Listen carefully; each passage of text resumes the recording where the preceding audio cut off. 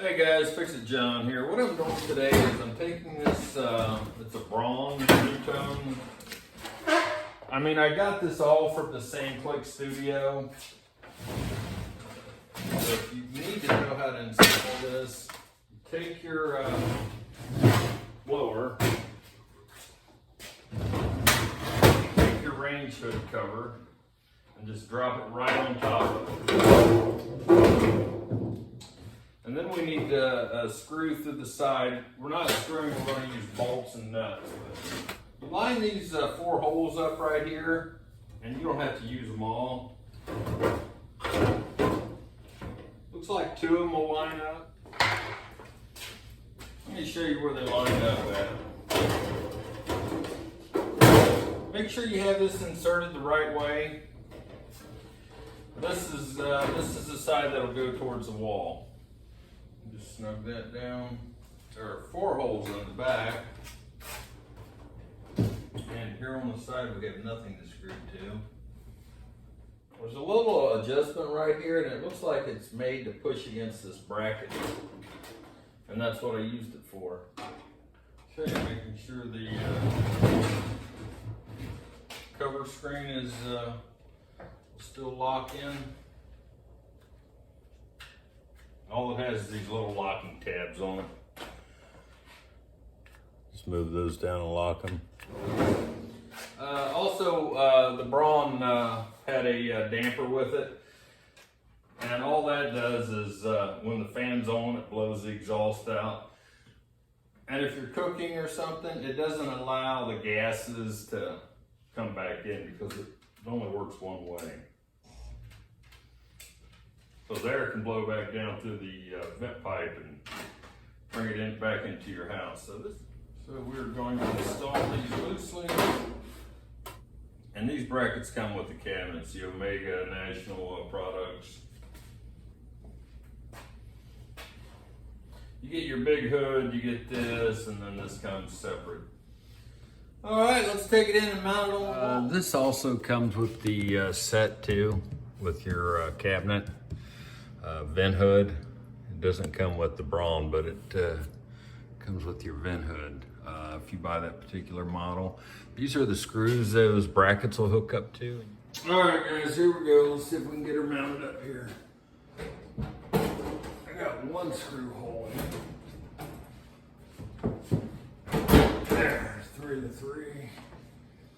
I am going to drop my damper in there, so I don't forget. Take a picture of it. The inspector will want to see it. But we have the damper in there. We're going to tighten this up.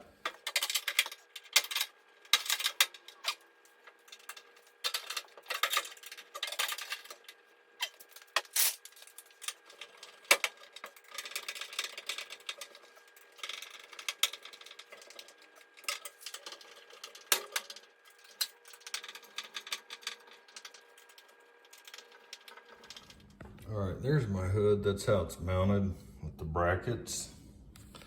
I'll try to cover everything because I know sometimes people want to see something that you don't even think of. But what you do is they give you this wood and you mount it to the board. You try to find some, we have a 2x4 running up and down here, and then 16 inches on center, another one right here. So the next one that's 16 inches on center is like right here. I couldn't screw to that, but you see where I said screw. I installed some 2x4s running this way, flat side out, because I thought maybe I would have an issue. And I did the same thing right up here. This one here is secured into a flat board. And that's the board. It's wide all the way to this, from this stud here, all the way to this stud. I did the same thing down here. This is what I wanted to show you. This is angled, tapered down here. So when you take the hood, it just latches right on there. Lid for it. I'll knock that knockout out, put a strain relief, and it'll be in good shape. And it runs into here. I'll knock this knockout out. I can either knock that side out or this side out. It's got multiple knockouts. Next thing I'll have to do is cut a hole through the ceiling. All right, guys, you see these little metal things on the back of this hood? That's what slides into that wood. And all it does is slide in there. Let's see if it fits. I think the directions said if you're a wimpy man, get help. You'll need help. And we'll have the, I've got the vent pipe I've got to install, but I wanted to center this and make sure everything was going to be perfect. I have an 8-inch. I got to put an elbow on it and bring it over because it was over here above this cabinet. That's it, guys. That's how it sits in there. Hey guys, Fix It John here. What I'm doing today is I'm taking this, it's a 6-inch pipe, vent pipe, and I'm cutting it down to 10.5 inches. The best way to cut it down is before you make it into a tube, a pipe. Then I'm going to use this, it's a 7 to 6 inch reducer. We're going 6 to 7 inches increaser, but you want to put that on, and then we'll want to crimp this so the 7-inch will fit on top of this. You don't want to. You don't want this to fit like that. That's what the crimping's for. That way the air will flow and it won't make noise and leak out. What I like to do is take a putty knife or something like that so I can stick in this edge. The edge I'm going to use so I don't get it all crimped and busted in.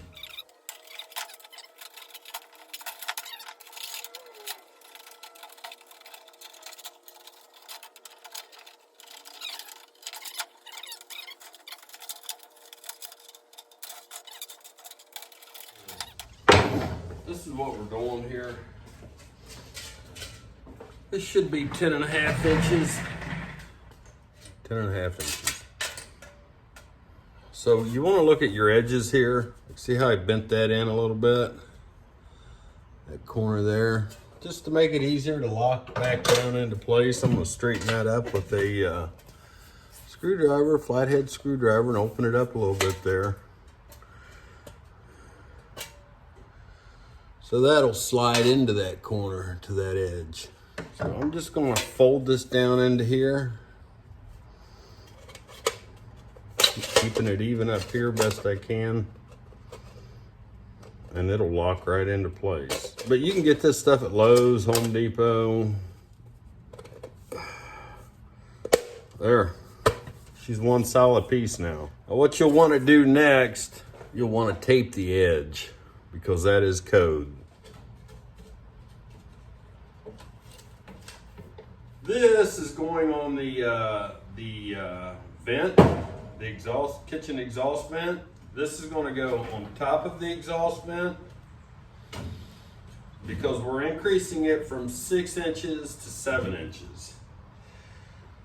And then we're putting this whole piece on here, 60-inch piece. That'll set on top of this, I'm going to call it an increaser because we are increasing the pipe size. What I have to do, I have to get this end here and here. And they're both 7-inch pipe. They will not fit. We have to crimp this down. And I bought a crimper from Lowe's. Let me show you. It's a $40 flipping tool, man. You could buy a lot of baloney for that, but it's going to make your connection real pretty. And what you do is you take these 3 ends and you put that on the inside. To crimp it in, you'll want to take your crimper and put the most blades that you have on the inside. So we're going to crimp this all the way around.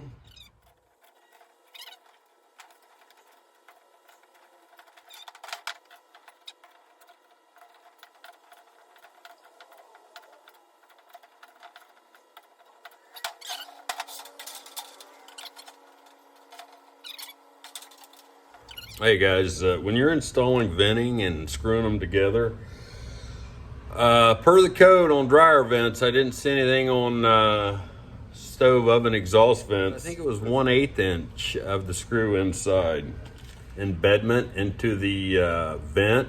And I would think that would be because it's going to catch lint and stuff. So these are the only screws I found at Lowe's. And they're 3/8 of an inch.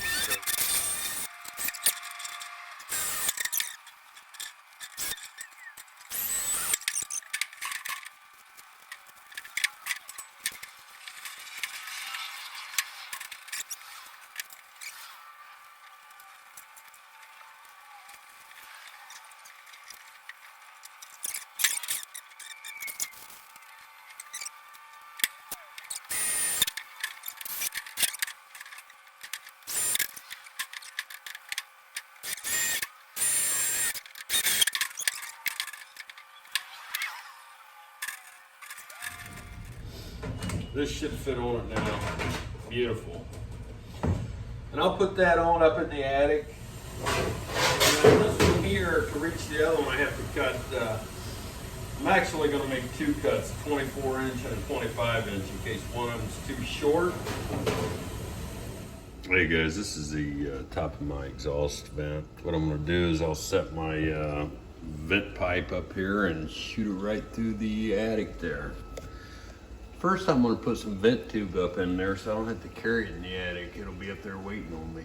Hey guys, Fix It John here. I'm installing my vent tube, but what I'm going to do first is have me a nice hot cup of coffee. Everything I need, I'm going to pass up through here. And one of these I'll be bringing down. Because what I'm doing is I'm running a pipe from here, and I'm going to put an elbow on it and run it this way to where it originally came down from. One will come off this pipe, and one will come off that pipe going up. All right, guys, a little look-see. This is where we're going through the attic. And this is where we're coming from, center of the kitchen. Here's my 45s. My two pieces of pipe. I'll need one of them. I don't know which one yet. Here's my bucket of tools. I have some strapping. So we're just simply going to put a 45 on here, and it's not going to quite be a 45. This one here is 25 inches.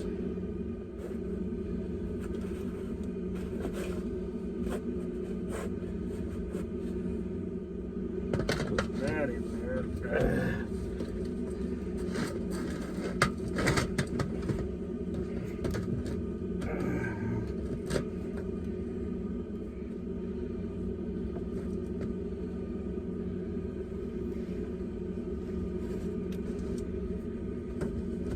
That is looking pretty decent.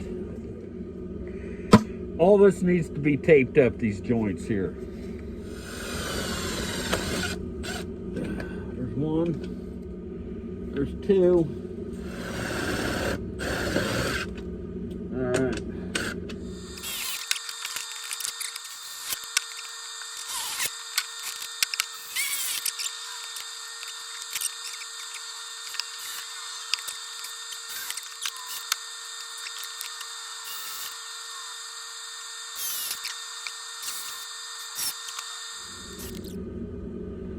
All right, guys, we're still flopping around here a little bit. What I'm going to do now is put the tape on.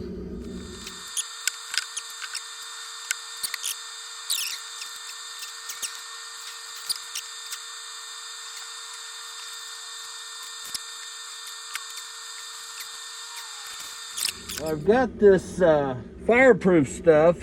It's for like ovens, walls of ovens and stuff. I'm not using it so much for fireproof, but I'm using it more for insulation.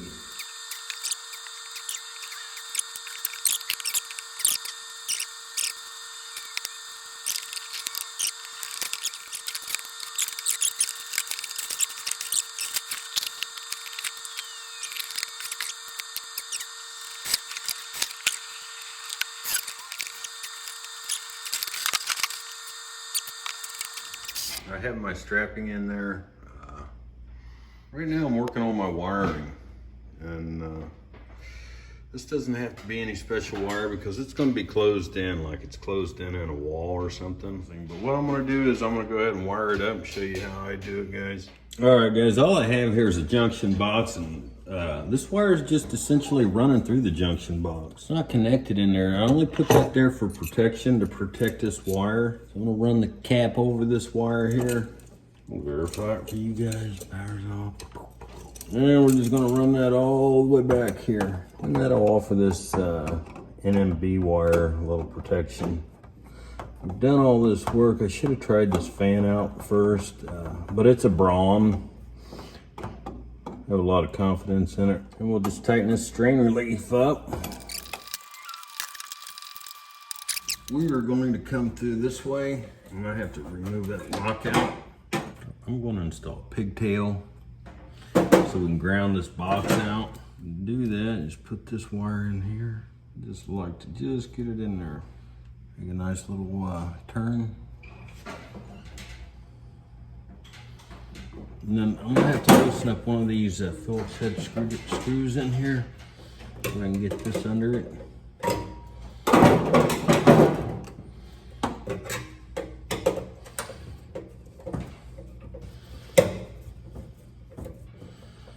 And that'll ground the box. There it is, guys. All right, we're gonna strip these off a little bit more. We're gonna be using Wago connectors. Strain relief, and I like to put the wire in it first. And we'll just put that in there. And push this strain relief in there. I'd have to snap it in there with these pliers.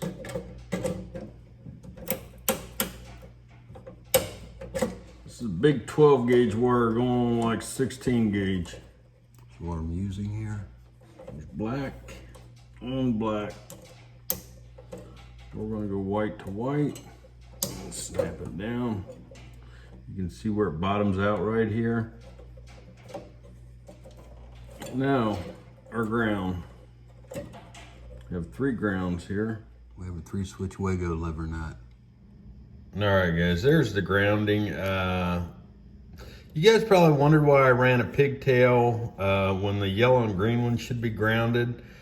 I can't see it grounded anywhere. I'm sure it is grounded on this metal box somewhere, but I couldn't verify it, so I went ahead and ran my own Pigtail. That's the most important wire right there, your grounding wire, whether it be the yellow and green or the bare copper. And we'll put our cap on it with this thing coming apart.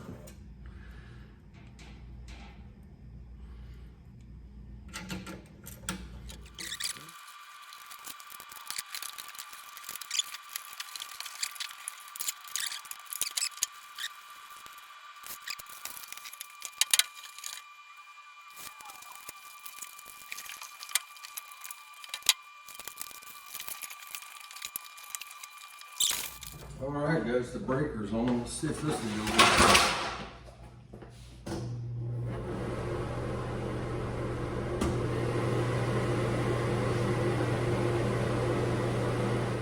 So yeah, it's working.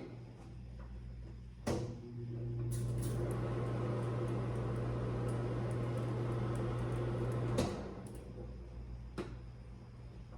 can hear that flapping there.